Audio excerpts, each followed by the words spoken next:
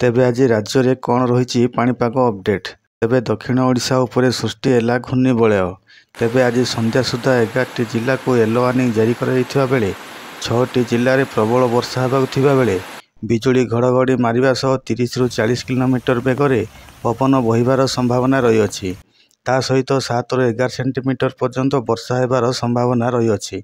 Yellow warning जारी कर बाकी 5टी जिले में बिजुली घड़घड़ी मारिबा सह 30 ରୁ 40 किलोमीटर बेगर पवन बहिबार संभावना रही। ता सहित 19टी जिला को ग्रीन वार्निंग जारी कर सबु जिले में पाग सुखिला रहिबार संभावना रही।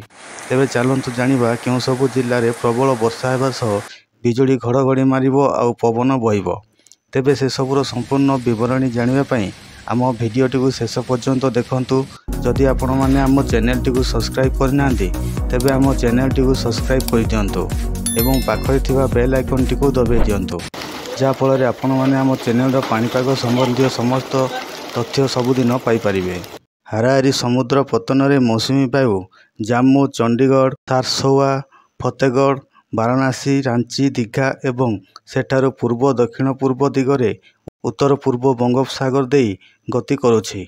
दक्षिण ओडिशा एवं पड़ोशी उपर वायु घूर्णिबलय परिसर समुद्र पतन ठारू 5.8 किलोमीटर पर्यंत विस्तारित एवं दक्षिण पूर्व आड़ को उच्चता सहित गति करुछि।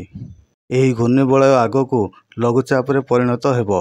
24 जुलाई 2025 रे उत्तर बंगोपसागर एक नूतन लघुचाप क्षेत्र सृष्टि हेबार संभावना रही, जा फल राज्य में प्रबल वर्षा हेबार संभावना रही। तेबे राज्य में जून 1 रु आज पर्यंत 503.9 मिलीमीटर वर्षा रेकर्ड करा जायछि। तेबे येलो वार्निंग जारी कर 11 जिला मध्यरु 6 जिले में जोंठी प्रबल वर्षा हेबो मालकानगिरी, कोरापुट, नवरंगपुर, कलाहांडी, रायगड़ा, कंधमाल। येलो वार्निंग जारी कर बाकी 5टी जिला गजपति, सुंदरगढ़, केन्दुझर, मयूरभंज, बालेश्वर।